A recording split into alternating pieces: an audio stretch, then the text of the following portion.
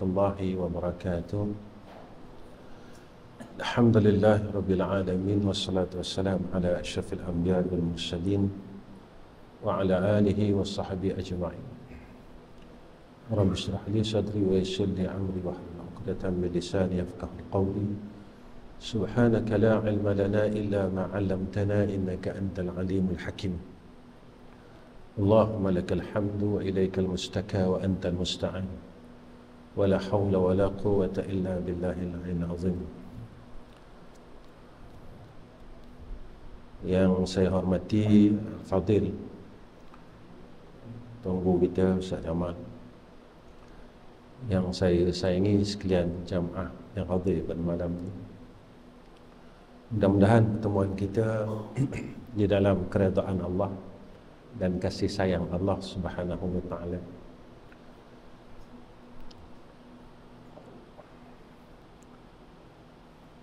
Tuan-tuan yang dirahmati oleh Allah Subhanahu wa taala,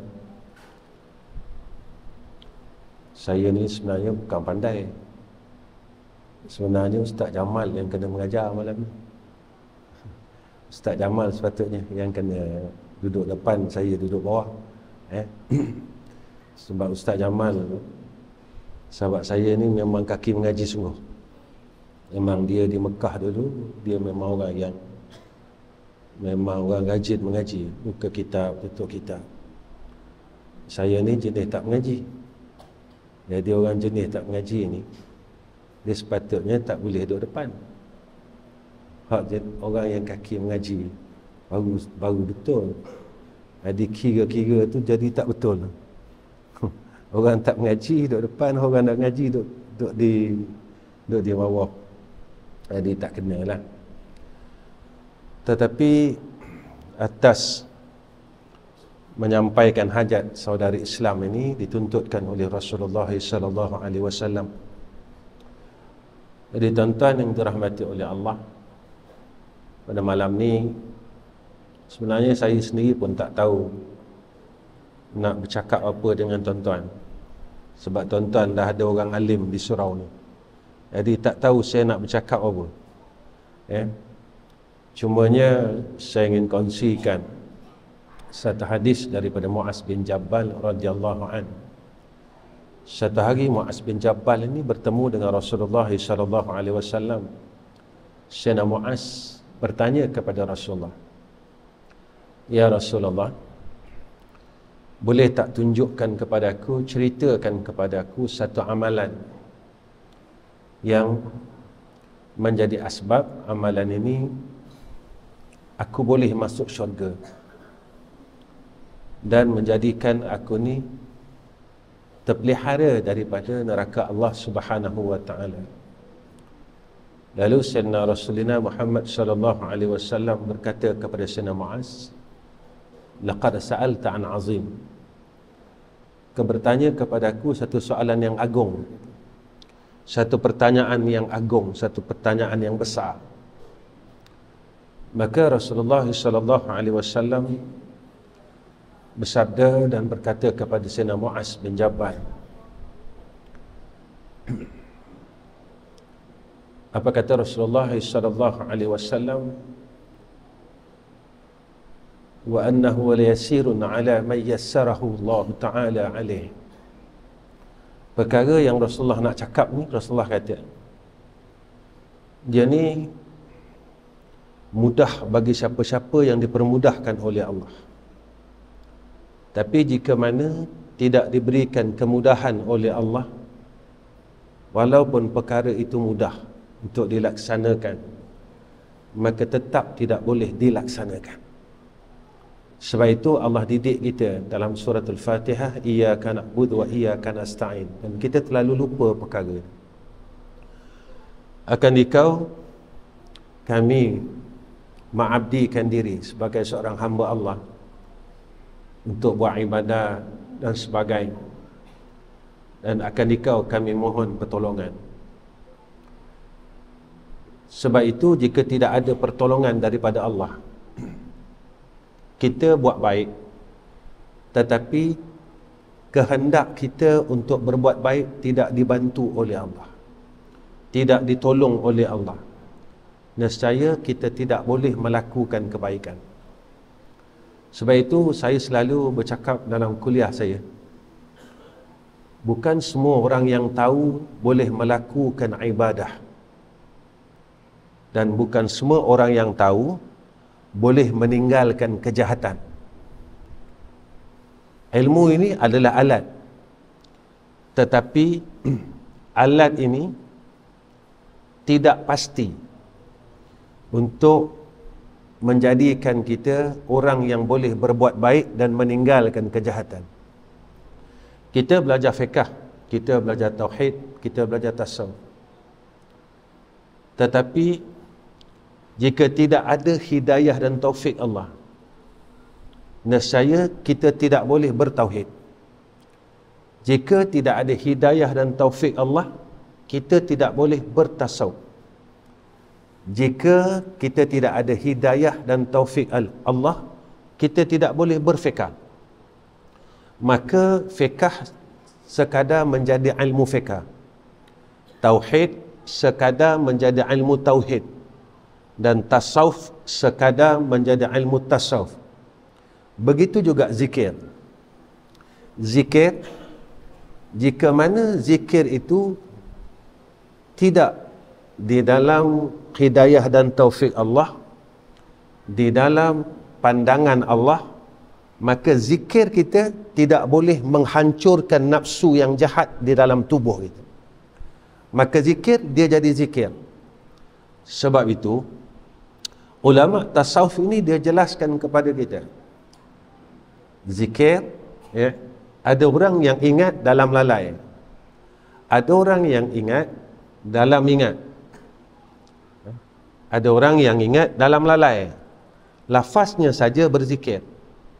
Ada orang yang ingat di dalam ingat, ya, tetapi ingat di dalam ingat ini, ya, masih ada ruang untuk lalai, kata ulama. Ya. Sebab itu apabila kita ini menyebut asma'nya, sebab itu di dalam amalan disebutkan kepada kita beramal.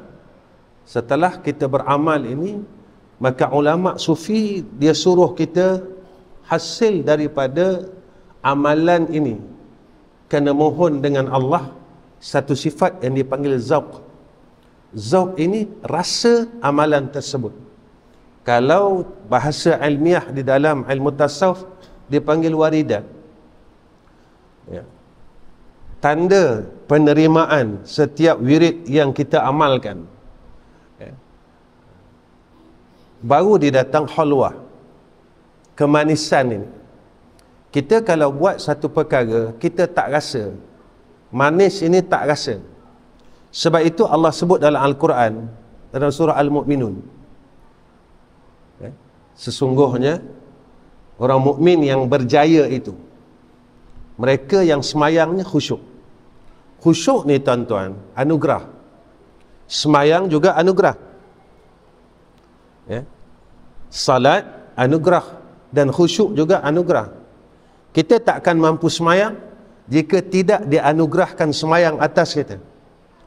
Dan orang yang telah salat, dia tidak akan mampu merasakan salat itu jika tidak dianugerahkan khusyuk ini.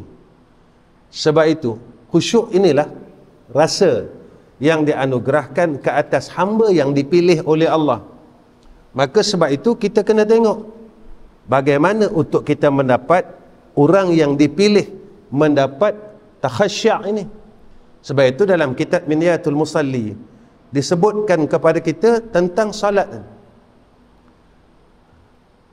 Takhasya, tadarra', rasa ini. Tetapi salat yang kita laksanakan sekadar melepaskan kadar kewajipan. Kenapa semayang? Sebab aku tak nak masuk neraka dan ia wajib.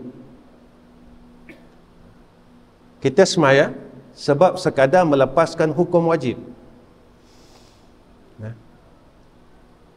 Maka kita kena perbetulkan. Kalau 50 tahun tuan-tuan kita salat kerana sekadar melepaskan kadar kewajipan, rugi. kita lepaskan sebab wajib. Tetapi kita tidak melaksanakan dengan sifat rasa kurbah ataupun rasa hampir dengan Allah, takarrub, rasa dekat dengan Allah Subhanahu wa ta'ala. Sebab apa? Ketika kita melaksanakan sebab kewajipan, ketika itu rasa dekat ini tidak akan dianugerahkan oleh Allah Subhanahu wa ta'ala. Macam mana orang yang nak rasa dekat dengan Allah? Maka ulama nyatakan kepada kita, ketika kita mula rasa jauh dengan Allah, hati kita mula sakit. Kita jauh saja dengan Allah, hati kita mula rasa gelisah dan terseksa. Inilah golongan orang yang hampir dengan Allah Subhanahu wa ta'ala. Sebab itu Allah nyatakan dalam Al-Quran, ulaika ala hudam min rabbihim wa ulaika humul muflihun. Ayat Al-Baqarah kan? Alif lam mim dzalikal kitabu la raiba fihi hudan lil muttaqin alladzina yu'minuna bil ghaibi. Seterusnya, mereka yang dapat melaksanakan apa yang disebutkan oleh Allah pada ayat tersebut adalah golongan yang telah mendapat hidayah Allah. Ulaika ala hudam min rabbihim wa ulaika humul muflihun. Mereka yang beroleh hidayah inilah orang yang berjaya pada sisi Allah. Tak mungkin tuan-tuan, jika kita tidak mendapat petunjuk daripada Allah Subhanahu wa ta'ala, nescaya kita tidak boleh mendapat kebaikan demi kebaikan. Sebab itu apa kata Nabi SAW kepada Mu'az bin Jabal, Sayyidina Mu'az bin Jabal, orang yang nak masuk syurga Allah berharap untuk ke syurga Allah. Hadis ni dia panjang tuan-tuan, saya singkatkan. Maka Nabi kata, beramal dengan arkanul Islam. Lalu kita pun kata, saya syahadat dah, syahadu an la ilaha illallah wa asyhadu anna Muhammadur Rasulullah. Kita kena tanya diri kita, kita telah melaksanakan tuntutan syahadatut tauhid dan kita telah melaksanakan atau tidak tuntutan syahadatul Rasul? Yang ni kita kena tanya. Tuan-tuan, Abdullah bin Ubay syahadah. Semua orang kenal. Bila sebut saja Abdullah bin Ubay, dia syahadah, dia salat, dia zakat, dia puasa. Abdullah bin Ubay. Tetapi Abdullah bin Ubay ini adalah aban nifaq, bapa segala orang munafik. Sampai sekarang tak ada orang bagi nama anak Abdullah bin Ubay. Siapa nama anak? Abdullah bin Ubay bin Ismail. Orang tak nak bagi nama dengan Abdullah bin Ubay.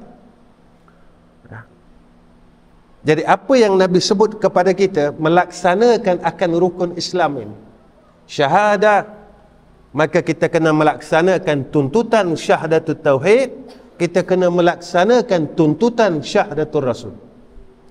Saya tak ceritalah tuan-tuan malam ni, ya. Kalau saya cerita nanti jadi panjang. Tuan-tuan tanya dengan tunggu kita, Ustaz Jamal, dia suka sembunyi ilmu dia tu. Dia suruh ilmu yang dia simpan. Kemudian setelah kita selesaikan tuntutan syahadatut tauhid dan syahadatul Rasul, tegakkan salat, aqimus salat. Jangan semayang aja tuan-tuan. Hebatnya salat ini dengan ibadat yang lain, dia ada 3 rukun tuan-tuan yang besar. Rukun qalbi, rukun qauli, rukun fi'li.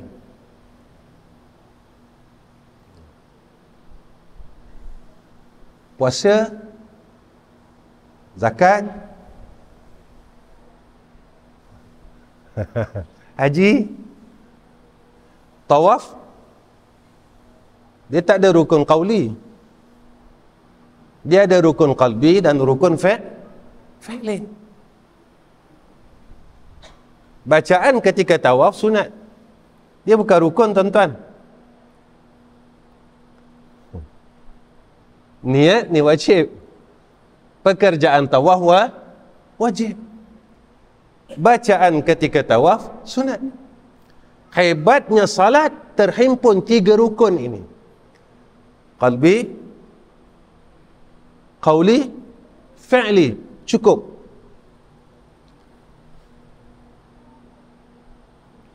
Dalam salat kita akan jaga qalbun kita. Kita tak berani, tuan-tuan, nak niat keluar semayang. Tengah semayang, aku nak berhenti semayang, aku nak keluar daripada semayang, aku nak batalkan semayang.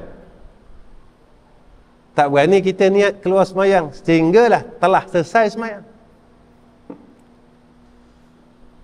Kita jaga qalbun kita. Dan Allah didik kita, tuan-tuan, kita berbuat akan ibadat salat ini lillahi ta'ala, bertepatan apa yang Nabi sebut dalam hadis, innamal a'malu binniyat wa innama likulli imri'in ma nawa. Kenapa luar semayang, tuan-tuan? Kita tak dapat tarbiyah daripada Allah, qalbun kita ini bersih daripada segala sesuatu selain Allah.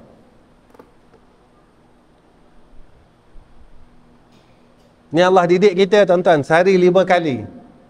Semayang sunat lagi. Salli fardal maghribi 3 raka'atin lillahi ta'ala. Lalu Nabi didik kita, innamal a'malu binniyat wa innama likulli imri'in ma nawa. Ikhlaskan setiap amal perbuatan kita hanya kepada Allah.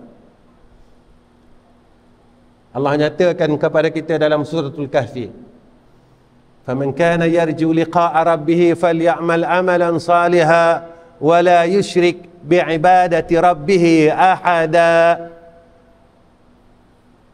Allah didik kita, ikhlas, ikhlas, ikhlas, ikhlas. Jangan kita letakkan sedikit pun berkehendak selain daripada Allah. Sebab kita nak balik, tuan-tuan. Ini cerita balik, bukan cerita sini. Bila kita balik dalam keadaan yang tidak ikhlas, dan Allah tanya amalan kita. Bila kita balik dalam keadaan yang tidak ikhlas kepada Allah, Allah akan tanya amalan kita.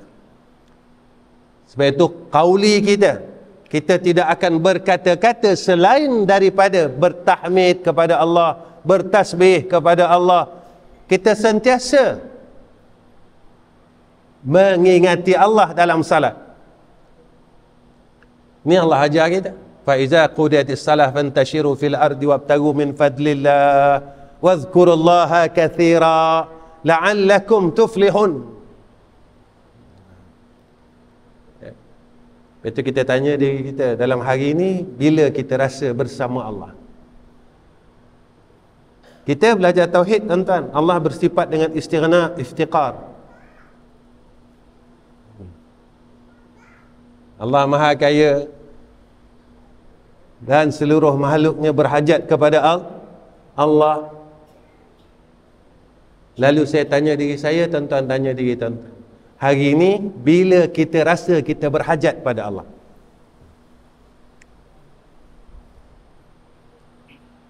Saya tanya diri saya, tuan-tuan tanya diri tuan-tuan, dalam kita bangun daripada tidur sampai maghrib, bila kita rasa kita berhajat kepada Dia?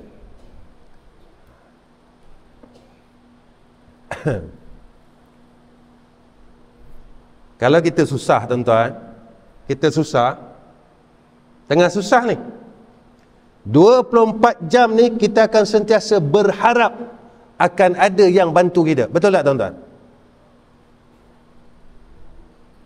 Kalau kita miskin, makan tak cukup, rumah bocor, kita sentiasa akan berharap ada insan yang membantu kita. Sebab ini pentingnya, tuan-tuan, 3 ilmu dicampurkan sekali. dalam fiqh ada tauhid, dalam fiqh ada tasawuf. Jika kita asing-asingkan ilmu ni, nescaya kita tak dapat apa yang disebut oleh Nabi, seperti mana hadis yang ditanyakan oleh Jibril kepada Rasulullah sallallahu alaihi wasallam. Apa dia Islam? Apa dia iman? Yang ketiga ditanyakan kepada Rasulullah, apa dia ihsan? Rasulullah jawab, al-ihsan an ta'budallaha ka'annaka tarahu. Dijawab oleh Rasul. Yang keempat ditanya, Jibril bertanya kepada Rasulullah, mata sa'ah, bila kiamat?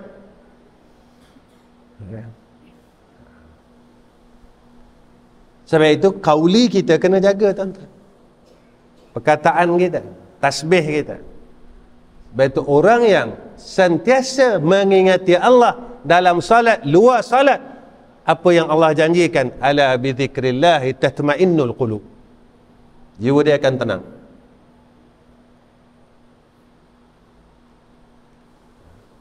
Sebenarnya tuan-tuan, duit banyak kalau tak tenang, guna tak duit, tuan-tuan? Kita harta banyak tapi tak tenang.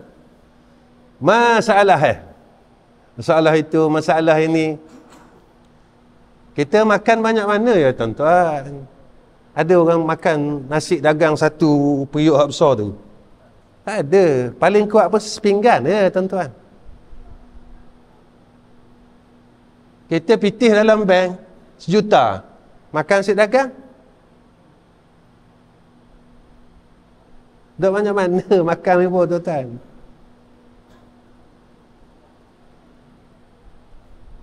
Kita bukan nak harta yang banyak, tetapi kita nak harta itu diiring dengan keberkatan.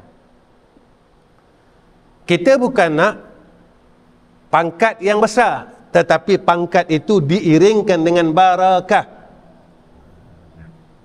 Lepas itu jika tidak ada barakah, maka tidak ada rahmah. Ini yang kita kena. Sebab itu jalan sakinah yang disebutkan, yang ditunjukkan oleh Allah, ala bi dzikrillahi tatma'innul qulub. Jangan banyak zikir ya, tuan-tuan. Macam semayang. Jangan salat saja, lepas salat lalai. Kita tak mau macam tu, tuan-tuan. Kalau kita fikirkan dalam hidup kita ini, tak ada satu tempat yang tidak ada doa. Cubalah tuan-tuan cari.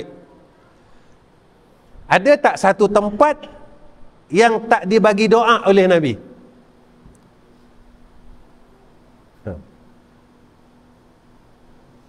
Berjalan ada doa, tuan-tuan. Masuk masjid ada doa, keluar masjid ada doa, naik kenderaan ada doa,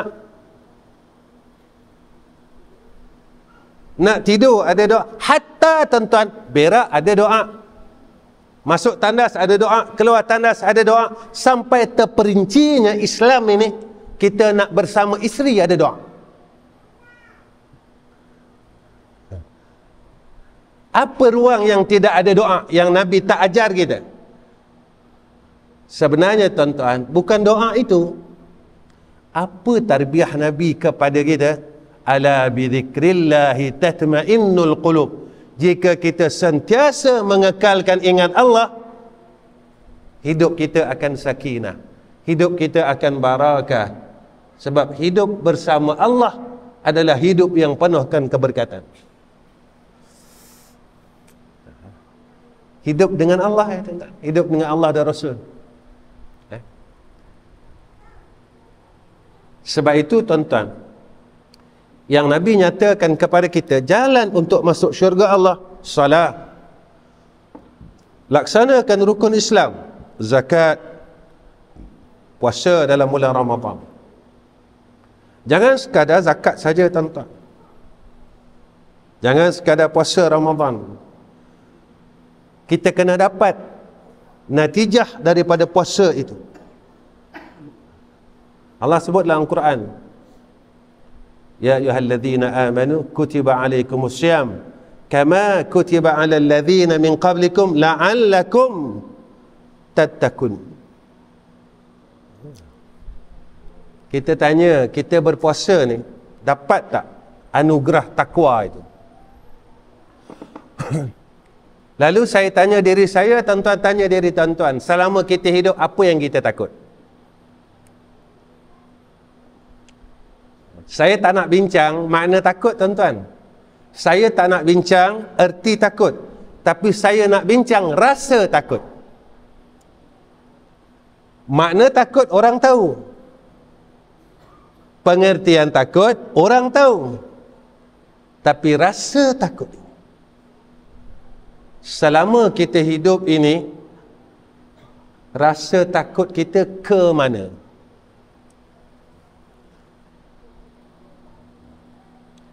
Kita kalau hilang duit takut tak tuan? Hoi, takut. Rasa hilang duit. Lepas tu kita jaga duit kita. Kita hilang Allah dalam hati kita. Berapa lama hati kita telah hilang Allah?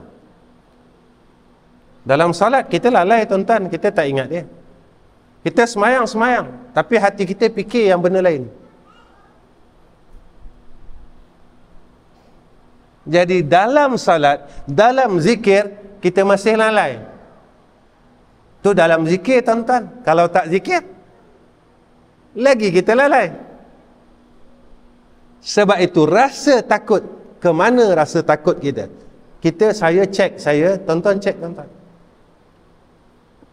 Tuan-tuan, masalahnya macam ni. Masalahnya, kita dah nak mati ni. Tapi la'allakum tattaqun tak dapat. Puasa dapat. Saya 50, maknanya 53 tahun. Saya jumpa puasa 53 kali. Tuan-tuan, kalau 53 kali sama semayang, Allah sebut dalam Quran, inna salata tanha anil fahsya'i wal munkar. Bahasa kita hak mudah faham, semayang ni, siapa yang semayang, makin jadi baik. Kita semayang 60 tahun, kali dengan 60 tahun, kali dengan 5 waktu. Berapa kali kita semayang? Tuan-tuan, kalau kita basuh kereta sehari 5 kali, agak-agak bersih tak? Kita ada kereta, kita basuh sehari 5 kali kereta kita.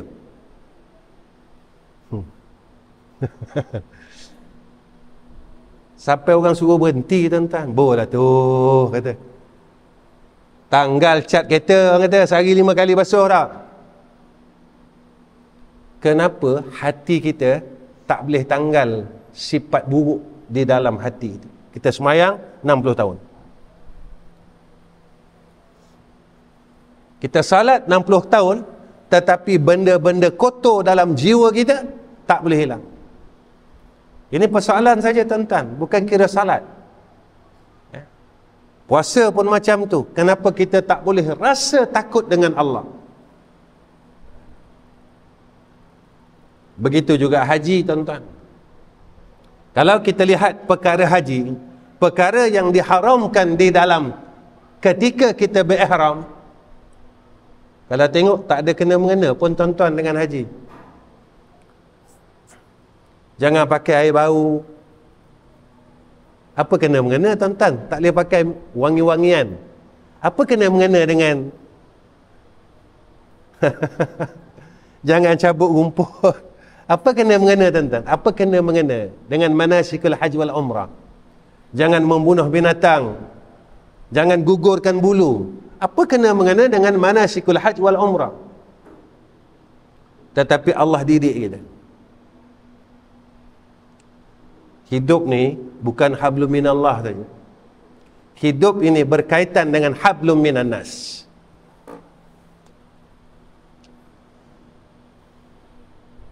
Gagal hablum minan nas, hablum minallah gagal.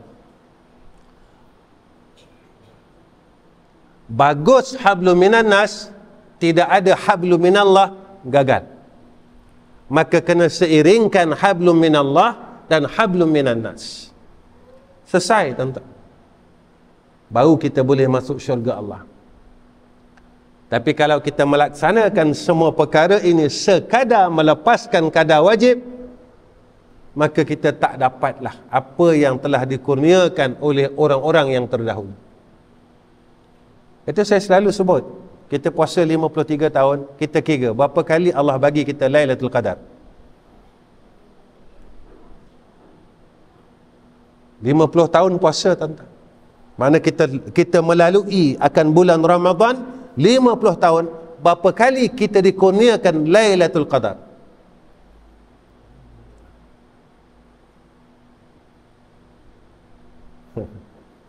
Kita kalau orang boleh rumah baru, orang bagi rumah baru kepada kita, kita seorang yang tak boleh, tuan-tuan. Bunyi, tuan-tuan. Sebab apa aku tak boleh? Kenapa orang lain semua boleh, dia bagi rumah baru, aku saja tak dapat? Tapi ketika anugerah akhirat ini tak diberikan kepada kita, kita tak ada rasa apa-apa. Tak ada rugi apa pun, dia kata.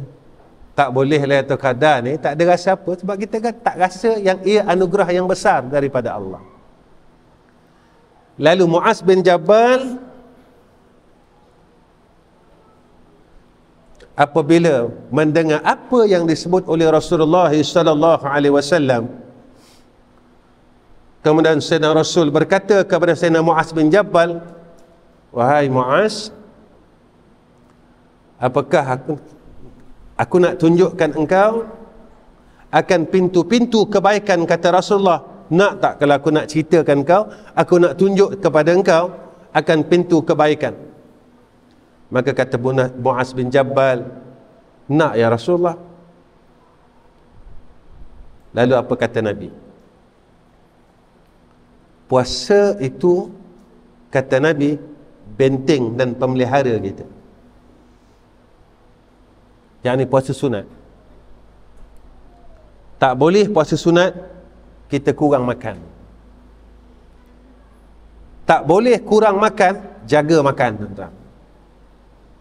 Jangan sampai makan yang masuk dalam perut kita daripada hasil yang haram.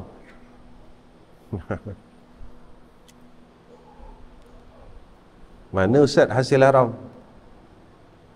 Lama mana dah kita tinggal hijab kabul dalam jual beli? Saya beli barang, saya jual barang. Lama mana dah kita tinggal? 10 tahun dah. Buat apa kita tinggal? Kita belajar fiqh. Syarat sah jual beli salah satunya ijab dan qabul. Jika tidak ada ijab dan qabul, tak sah. Lama mana dah kita tinggal dalam jual beli ijab dan qabul? Kita kena tanya, tuan-tuan. Sekarang ni orang beli barang sebulan. Kita pergi supermarket, kita beli barang sebulan, tuan-tuan. Boleh ke kita katakan yang tu cara beli kanak-kanak? Hak yang diharuskan untuk meninggalkan ijab qabul. Berapa lama dah? Jadi jika pembelian itu tidak sah, beras yang kita makan halal atau haram? Ayam yang kita makan halal atau haram? Ikan yang kita makan halal atau haram? Bawang yang kita makan halal atau haram? Lama dah Ustaz dah buat ijab kabul ni, belah tahun lah Ustaz. Bala, tuan-tuan.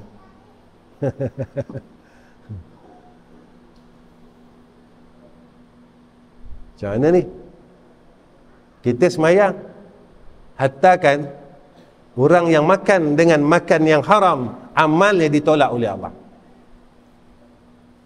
Orang yang makan daripada makanan hasil makanan yang haram, hasil yang haram, amalnya ditolak oleh Allah. Jadi tuan-tuan, sebab itu kita tanya, kenapa sekarang orang ramai jahat?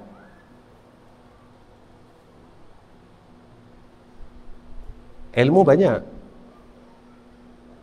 orang beramal banyak, Sekarang ni kalau tuan-tuan tengok di media masa, orang akan gali kesalahan orang. Dia gali. Orang tak nak berhenti gali kesalahan orang. Tuan-tuan pernah tengok tak kat media masa? Alasan kita apa tuan-tuan? Amal ma'ruf nahi mung. Kenapa tak pergi jumpa si fulan? Kena ke cara amal ma'ruf nahi mungkar itu, ataupun kita telah membuka aib saudara kita yang lain? Tak kena tuan-tuan. Tak kena. Kena jaga-jagalah benda ni tuan-tuan. Kena jaga-jagalah. Sebab sekarang ni terlalu mudah jalannya untuk kita masuk neraka Allah. Tuan-tuan pernah jumpa tak orang buka aib dia sendiri? Assalamualaikum kawan-kawan, saya dah 10 tahun tak bangun malam. Pernah tak? Pernah tak? Assalamualaikum kawan-kawan, saya dah 20 tahun saya buang air kecil tidak istibrak.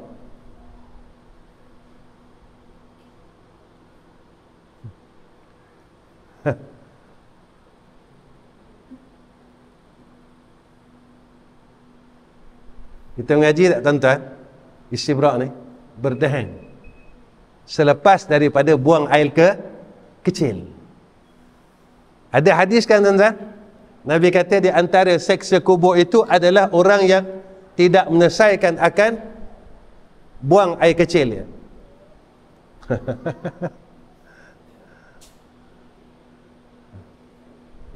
Tuan-tuan, kita banyak benda kita tinggal ni.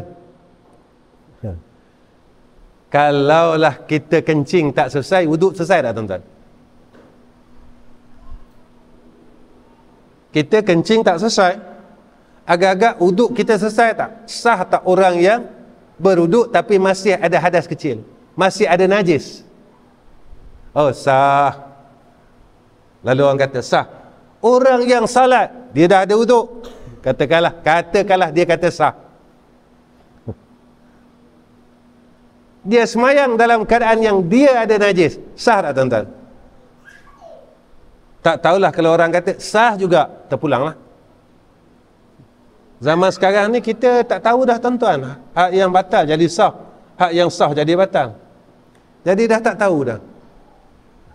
Sebab pendapat ulama mutakhirin ini banyak sangat. Terlalu banyak. Di tempat saya tuan-tuan Selangor, ada pendapat yang mengatakan riba zaman sekarang ni halal. Orang tanya, ustaz, sungguh ke? Lalu dia ulang, bukan tidak haram, tapi tak berapa, dia kata. Ada tuan-tuan, hukum tak berapa haram. Jadi hak baru akhir zaman ni, dia ada haram, tak berapa haram, wajib, tak berapa wajib, sunat, dah buat apa, kata. Jadi buat yang wajib, yang sunat tak payah, tak apa, dia kata. Sebab benda tu sunat. Maka Allah sebut dalam hadis kursi, ibadat yang sunat inilah ibadat yang dikasihi oleh Allah. Ini kena jaga tuan-tuan, banyak benda. Apa kata Nabi SAW? Jika kita nak buka pintu kebaikan, Nabi kata puasa, kerana puasa ini benteng. Kedua, Nabi kata apa? Sedekah. Rajin sedekah tuan-tuan. Rajinlah sedekah. Sebenarnya ruang banyak sedekah ni tuan-tuan. Saya baru ni di Kedah, saya cadangkanlah kepada ahli Korea. Saya kata tiap-tiap Korea ada masjid. Macam kita ni ada surau. Surau ni pakai api tuan-tuan, dan dia pakai air. Kalaulah surau kita ni katakan api dia lebih kurang dalam RM60 sebulan, apa salahnya kita, kalau dalam kampung ini ada 60 buah rumah, kita bayar seorang RM1. Orang yang menerangkan rumah Allah, mudah-mudahan ia dapat menerangkan kuburnya selepas kematian. Apa salah tuan-tuan? Kalau duit air kita RM40, tambah RM1 lagi. Tuan-tuan, sebulan RM2 untuk rumah Allah. Takkan tak boleh tuan-tuan. RM2 untuk rumah Allah, takkan tak boleh. Kita nasi dagang tak dah boleh RM2. Boleh tuan, RM2 nasi dagang sebuku.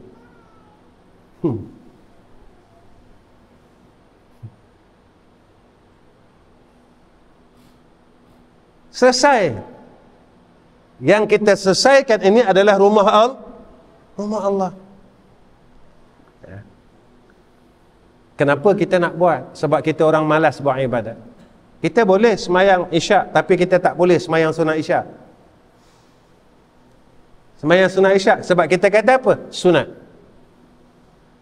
Kenapa semayang isyak? Wajib. Tak semayang masuk neraka.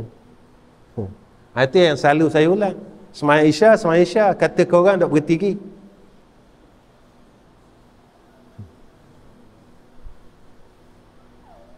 Kita hasad, kita dengki, kita iri, kita berkelahi. Maka Nabi sebut memutuskan silaturahim ni berdosa. Berapa tahun tuan-tuan kita dosa benda-benda ni? Belum ujub lagi, belum riak lagi, belum sum'ah lagi. Sifat mazmumah yang dalam hati kita tak selesai. Sebab itu tuntutannya bukan sekadar syariat yang zahir. Tuntutannya pada kita masih ada tuntutan syariat yang batin. Saya sarankanlah tuan-tuan, kalau nak terang kubur lah tuan-tuan, kita usahalah. Kalau sebulan RM60, Allah, RM1 tuan-tuan sebulan. Tak ada apa, tak ada mudarat tuan-tuan. RM1 sebulan tuan-tuan. Untuk rumah Allah. Untuk rumah Allah. Tuan-tuan, kita kata kita nak jaga rumah Allah. Lalu kita tanya, apa yang aku telah buat? Aku nak jaga rumah Allah. Apa yang aku telah buat? Aku sayang Allah. Kita kata kita sayang Allah, takkan kita tak boleh jaga rumah Allah. Kita tidak ada pengorbanan langsung untuk Allah dan Rasul. Saya sarankanlah tuan-tuan, saya sarankan. Tapi susah tuan-tuan nak keluar RM2 untuk rumah Allah ni. Kita berkira tuan-tuan. Kita nak keluarkan RM2 sebulan untuk rumah Allah. Kita mikir dan mikir. Rugilah, itulah. Macam-macam tuan-tuan dia mari. Sebab nak masuk syurga ini ada yang menghalang kita. Antara yang menghalang kita syaitan dan nafsu. Kemudian apa lagi kata Nabi SAW? Orang laki-laki yang salat pada tengah malam, tatkala pada ketika semua orang tidur. Kalau nak terbuka pintu kebaikan, bangun malam. Bangun malam. Kita gagal bangun malam tuan-tuan. Saya bergurau dengan kawan-kawan musim derian. Kita boleh duduk lautan, tak ada rasa takut pun tuan-tuan. Tapi kita dari rumah, kita nak datang surau pukul 4 pagi, kita kata ada jin Islam lah, ada keranda-keranda jalan sendirilah. Kita nak tunggu buah durian di hutan, tak ada. Kata ada hantu lah lautan, keranda mari jalan sendirilah. Hak kita takut, buah durian jalan sendiri. Itu kita takut. Sebab apa? Kenapa hilang takut? Sebab kita nampak pitih tuan-tuan. Kata Allah pujuk kita, fala ta'lamu nafsun ma ukhfiya lahum min qurrati a'yun jazaa'an bima kanu ya'malun. Kita tak mampu jaga malam untuk Allah, tapi kita mampu jaga malam untuk dunia. Lepas tu saya melawak dengan kawan-kawan, saya kata orang yang tunggu buah durian ni, Allah kurnia pada dia satu sifat, kasyaf. Dia duduk dalam pondok, dalam pondok ni tuan-tuan, buah jatuh, dia tahu dah pokok mana hak jatuh.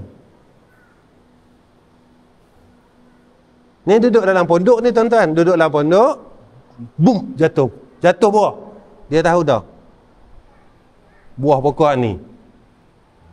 Ada yang panggil kasyaf durian namanya.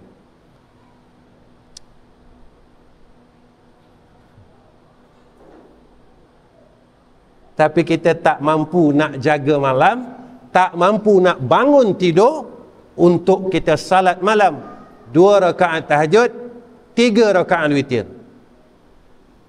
Oh, berat tuan-tuan, berat. Padahal orang yang tunggu buah durian ni tuan-tuan, tak cukup tidur pun. Tak tidur mana pun tuan-tuan, pukul 3 jaga, pukul 4 jaga. Kalau dia tengah rancak jatuh buah ni tuan-tuan, Allah. Lepas subuh nanti peraih datang pula nak beli. Tetapi kita boleh berkorban untuk dunia, kita tidak boleh berkorban untuk Allah. Sebab itu tuan-tuan, bila kita gagal bangun malam, hidup kita gagal. Kita gagal saja bangun malam, hidup kita akan gagal tuan-tuan.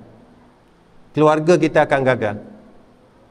Itu tuan-tuan, kalau kita nakkan kebaikan dalam hidup kita, berusahalah bangun malam. Berusaha tuan-tuan. Bangun malam tuan-tuan, berusaha. Sebab Nabi nyatakan sedemikian. Kemudian apa kata Nabi SAW?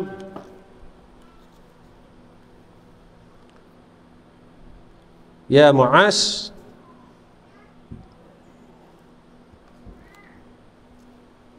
mahukah aku sekiranya menceritakan kepada kamu tentang kepala segala urusan, tunggak segala urusan dan kemuncak segala urusan? Lalu Mu'az menjawab, sudah tentu ya Rasulullah.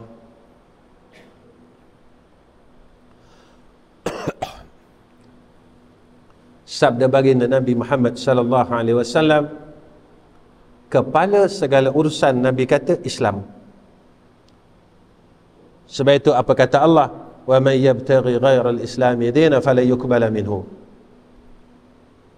Jangan ambil selain Islam. Kita hidup ambil Islam, kita berniaga ambil Islam, kita berkawan ambil Islam, kita bersahabat ambil Islam, kita beramal ambil Islam, kita berpakaian ambil Islam.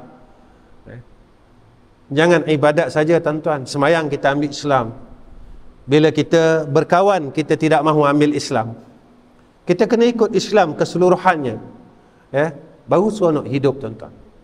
Hidup ni jadi seronok tuan-tuan dengan Islam ini, dengan agama Allah. Hidup ni jadi seronok, cukup seronok. Lalulah tuan-tuan, lalu sendirilah. Tuan-tuan lalu sendiri. Kita baca sejarah macam mana sahabat ini, nikmat mereka hidup dengan agama Allah. Tapi kita tak nak lalu, kita dengar cerita je. Macam mana Sayyidina Abu Bakar, Sayyidina Umar, Sayyidina Osman, Sayyidina Ali hidupnya dengan agama Allah Subhanahu wa ta'ala. Itu mereka rasa seronok tuan-tuan. Kemudian apa kata Nabi sallallahu alaihi wasallam? Tunggak ataupun tiang segala urusan, kata Nabi, salat. Sikit lagi saya berhenti tuan-tuan. Sekejap lagi. Kalau kita tinggal salat, semua perkara habis. Kalau tinggal salat, jangan ringankan semayang tuan-tuan. Jangan kita ringankan salat. Kalau boleh kita salatlah awal waktu. Kalau bolehlah tuan-tuan, bersegeralah dengan salat. Siapa yang meringan-ringankan salat, Allah akan mengambil ringan ke atasnya pada segala keperluan. Itu kenapa kita rasa macam Kenapanya hidup aku macam ni? Hidup kau, kenapa masalah tak selesai? Anak aku ada masalah. Tengok solat dia dulu, tuan-tuan. Kerja aku ada masalah. Tengok solat kita dulu. Kenapa banyak sangat masalah yang berlaku dalam hidup kita? Tengok solat kita. Selesai kita salat, insya-Allah Allah akan selesaikan banyak perkara dalam kehidupan. Itu salat ni penting, tuan-tuan. Itu Allah ajar kita macam mana salat ni. Allah ajar kita banyak benda lah, tuan-tuan. Guru saya dia ajar salat saja lama. Dia ajar takbir, dia ajar Fatihah, dia ajar sujud, dia ajar rukuk. Masya-Allah. Kemudian apa lagi kata Nabi sallallahu alaihi wasallam, kemuncak segala urusan kata Rasulullah jihad. Macam mana nak jihad, ustaz? Kita bukan duduk Palestin. Kita jihad dengan nafsu kita, tuan-tuan. Kita lawan perang dengan diri kita yang tak mau ikut Allah. Kita perang dengan diri kita. Kita malas nak buat ibadat, kita peganglah, tuan-tuan, sebab kita dah nak mati dah pun. Agak-agak, tuan-tuan, kalau kita mati, apa yang nak kita bawa? Saya selalu cakap perkara yang sama, tuan-tuan. Kalau kita mati, kita nak bawa. Kalaulah kita mati malam esok, kita ada apa nak bawa? Jasad kita dah tentu orang buang ke kubur, tuan-tuan. Orang tak simpan jasad kita. Seminggu busuk lah, tuan-tuan. Lepas itu kata ulama, badan manusia ni lebih busuk daripada bangkai seekor binatang. Bangkai manusia ni. Sebab apa, tuan-tuan? Dalam perut kita ni benda apa yang tak masuk?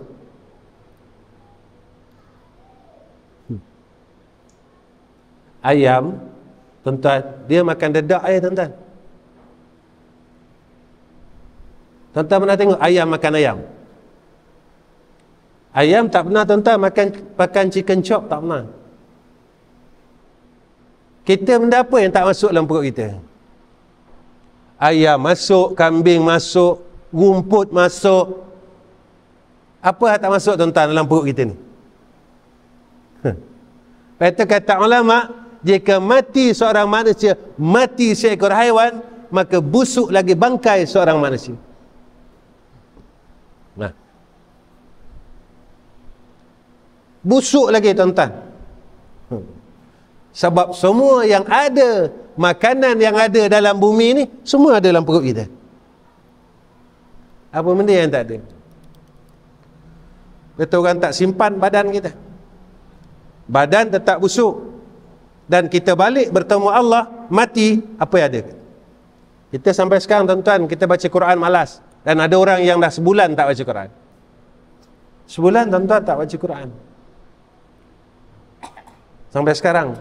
Ada yang dah lama, 6 bulan tak baca Quran. Tapi semua orang ada telefon, tuan-tuan. Tiap-tiap hari kita baca WhatsApp. Quran kita tak baca pun, tuan-tuan. Dan tak teringin pun, kita tak ada nak baca Quran. Cuba kita fikir balik. Sebenarnya aku mati esok bawa apa yang aku bawa? Kita kena fikirlah, tuan-tuan, kena fikir. Kita surah Al-Ikhlas kita tak baca. Kita harap kalau kita mati orang baca. Itu kalau kita buat kenduri, tuan-tuan. Kalau kita tak buat kenduri, orang tak baca. Paling-paling command pun, tuan-tuan, bihun goreng. Ada orang nak baca kita, tahlil kita. Sekadar air masuk ini, tuan-tuan, air mineral. Malam ni mari rumah saya air mineral je. Saya jamu air mineral. Saya rasa Tok Imam tak datang, tuan-tuan. Cubalah kumpul sendiri sebelum mati. Kita kumpul sendiri. Apa salah, tuan-tuan? Duduk saja-saja. Hidup kita ni bukan buat benda pun. Apa salah, tuan-tuan? Hidup kita biar diisikan bekalan untuk selepas kematian. Qul huwallahu ahad.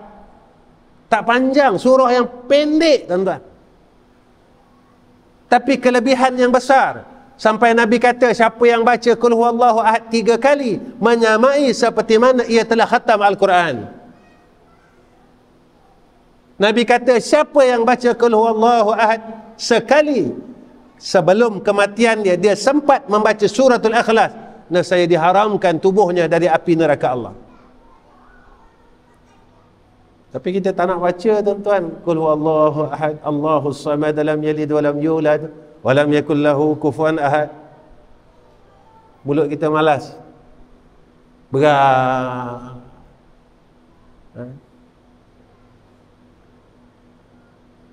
Baik tu nak masuk syurga susah, tuan-tuan. Kumpul siap-siap, baca tahlil siap-siap. Apa salah kita duduk saja, la ilaha illallah, la ilaha illallah, la ilaha illallah, la ilaha illallah. Kita nak tunggu orang mati. Tuan-tuan, kalau hari-hari orang kampung ni mati, habis orang kampung ni, tuan-tuan.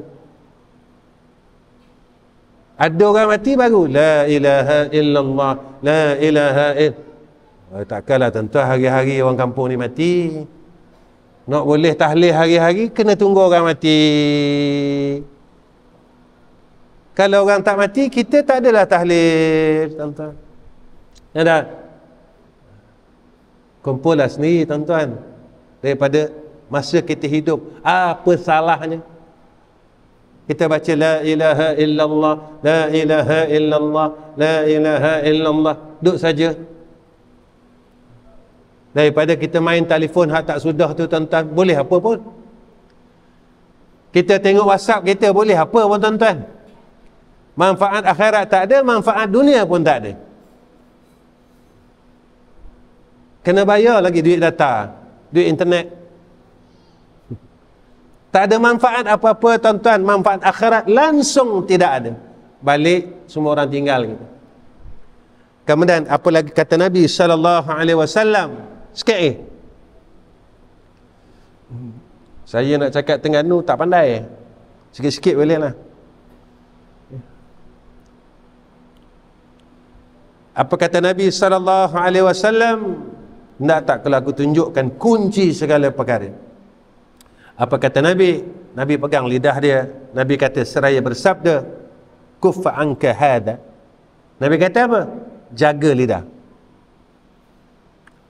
Jaga lidah. Sebab itu, tuan-tuan, saya selalu pesan dalam kuliah saya, jangan mengumpat. Cukuplah. Kita kalau duduk dengan kawan kita, jangan kita sembang hal orang lain. Kita banyaklah sembang hal kita. Sebab kalau kita kata orang dan kita mengumpat, habis amalan kita, Allah selesaikan. Allah hapuskan seluruh amal baik. Kalau boleh janganlah, kita cuba berhentilah, tuan-tuan. Ya. Cuba berhentilah, jangan kita kalau boleh, kalau boleh lah. Tapi kalau tak boleh, ustaz, saya ni memang ahli neraka, ustaz. Jadi biarlah saya masuk neraka hak paling bawah sekali. Tak boleh berhenti. Alang-alang ustaz saya masuk neraka seorang-seorang, berasa tak sedap, dia kata. Biar kita masuk neraka secara jemaah, dia kata. Jadi kita pun kata ke orang, hantar ke grup WhatsApp. Jadi perbincangan dalam grup WhatsApp. Nak masuk seorang, ustaz, tak sedap ustaz, sunyi, kata dia. Jadi biarlah kita ajak orang lain sama-sama jemaah masuk neraka jahanam. Molek kita tepuh siap-siap tempat kita dalam neraka Allah. Orang ni kata orang ni, orang ni kata orang ni. Tak selesai pun, tuan-tuan. Apa yang kita dapat? Kita dapat apa? Puas hati. Puas kita. Puas ni apa manfaat dia, tuan-tuan? Yakni kita memuaskan nafsu kita yang jahat, yang Allah sebut dalam Al-Quran, inna nafsal ammaratu bisu. Tak selesai pun. Sampai bila, tuan-tuan, nak selesai benda ni? Ada kita tak boleh jadi baik walaupun kita ahli mengaji, walaupun kita ahli ibadah, walaupun kita tak boleh nak jadi orang baik. Yang terakhir, tuan-tuan, yang terakhir. Saya tengok tuan-tuan dah mengantuk tengok.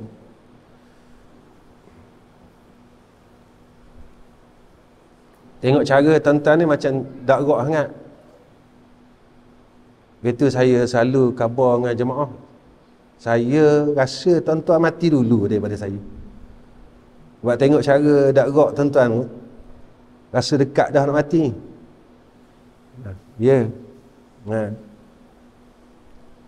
Saya adalah sekali masa, ni cerita lama tuan-tuan, cerita lama. Saya mengajar di Kuala Lumpur.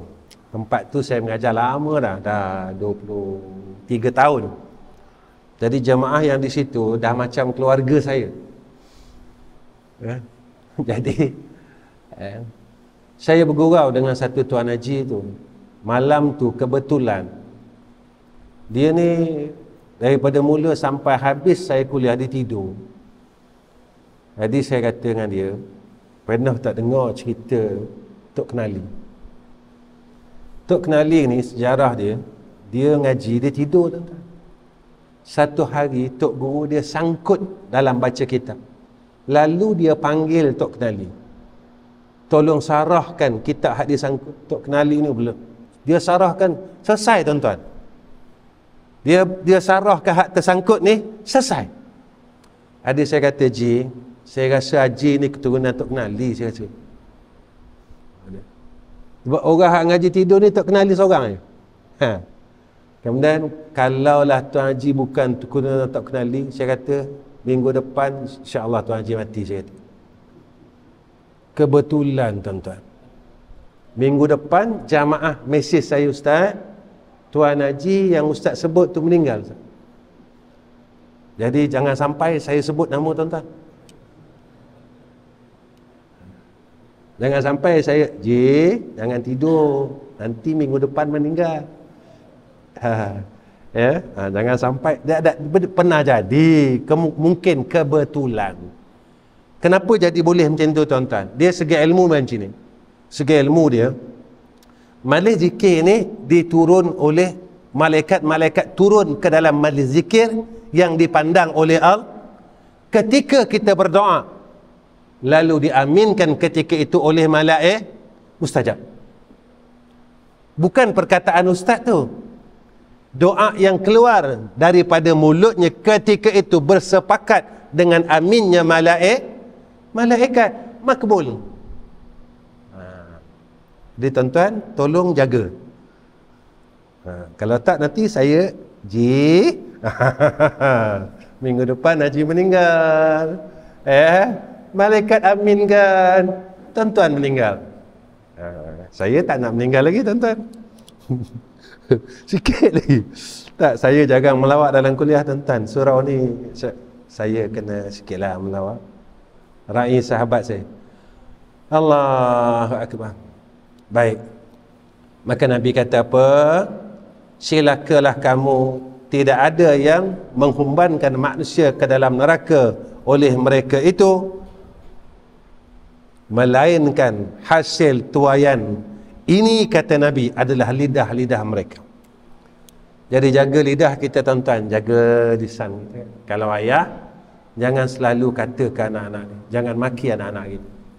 Seorang ibu, jangan maki anak-anak ni. Apa perkataan pun, bodoh anak kita, jahat, kalau boleh jangan. Walaupun kita tak suka, tapi jangan kita memaki, tapi biarlah kita mendoakan dia. Ya Allah, jadikan anak aku ni orang baik. Sebab apa? Ketika kita maki anak kita dan ketika itu menjadi doa, langsung dia dalam keadaan hidupnya tidak barakah. Tuan-tuan, saya rasa cukup setakat ini pertemuan saya dengan tuan-tuan. Saya minta maaf banyak-banyak dengan jamaah di sini, dan begitu juga saya minta maaf dengan sahabat saya Ustaz Jamal. Saya dengan Ustaz Jamal ni daripada kami muda, umur 20-an. Memang dia seorang sahabat saya yang paling baik lah. Antara sahabat saya yang paling hampir dengan saya, Ustaz Jamal. Daripada dia bujang dan dia berkahwin, dia sama-sama dengan saya masa tu. Jadi memang dia akrab dengan saya lah. Jadi mudah-mudahan tuan-tuan beruntung sebab kampung tuan-tuan ada orang yang baik macam dia. orang yang baik macam dia pakar Al-Quran, pakar tafsir. Saya tak sepandai dia. Dia memang, tuan-tuan, Quran dia, tuan-tuan, tak silap saya, Ustaz Jamal belajar sampai jamak 7, tuan-tuan, qiraat. Saya pun tak tahu apa jamak 7 ni. Sebab saya tak tahu, sebab saya jenis tak mengaji. Tapi Ustaz Jamal ni memang alim. Walaupun dia nampak dia tak tunjukkan ilmu dia, dia suka simpan, tuan-tuan. Dia orang yang cukup tawaduk, rendah diri. Orang tak tahu dia orang alim. Kalau dia tak mengajar, tuan-tuan, orang tak tahu dia ni guru. Walhal dia adalah orang yang hebat pada sisi Allah Subhanahu wa taala. Saya bukan nak puji dia. Saya bukan nak puji saja-saja. Memang ini kenyataan dia. Dialah insan yang baik, dialah orang yang pandai dan bijak dan alim pada sisi Allah. Saya bukan nak puji, memang kebenaran. Sebab saya berkawan dengan dia lama. Lama, tuan-tuan, daripada bujang lagi. Saya berkawan dengan dia, dengan Ustaz Jamal, tuan-tuan, semasa dia bujang. Dia bujang, saya dah kahwin masa tu. Tuan-tuan jangan silap pula. Masa tu saya dah anak 3, tuan-tuan. Dia masih bujang lagi. Masa dia bernikah di Makkah Al-Mukarramah dulu. Hebat tak hebat, tuan-tuan? Lepas nikah dia tawaf. Kita lepas nikah, tuan-tuan, kita buat apa? Lepas nikah kita dah kat gambar, tuan-tuan. Di tengah sawah, dalam parit. Orang sekarang tak? Guru, tuan-tuan, Ustaz Jamal, lepas saja akad nikah, tawaf. Tawaf sunat, tuan-tuan. Beza, tuan-tuan. Allah pilih dia, Allah letak dia, pernikahan dia dalam keberkatan. Kita tak. Kita lain. Kita kahwin lain. Allah pilih. Bukan semua orang, tuan-tuan, lepas aku terima nikahnya, tawaf. Tak semua. Minta maaf banyak dengan jemaah surau sini. Kemudian minta maaf dengan Ustaz Jamal kalau ada kesilapan. Minta maaf ya. Ustaz Jamal. Wah, Ustaz Nizam dia kata bocor dah rahsia saya. Orang kampung ni tak tahu cerita ni, dia kata. InsyaAllah. Mudah-mudahan kita dalam rahmat